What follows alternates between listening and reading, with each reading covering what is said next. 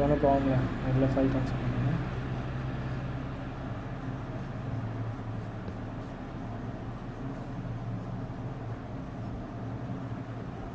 Desktop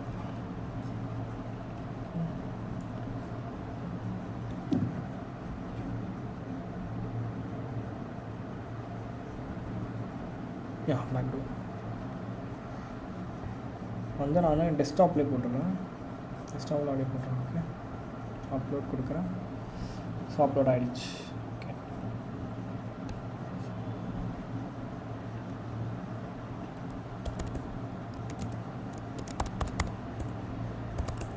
so இப்போ எனக்கு அந்த ஃபைல் வந்து இருக்குது. ஓகேவா? Okay fine.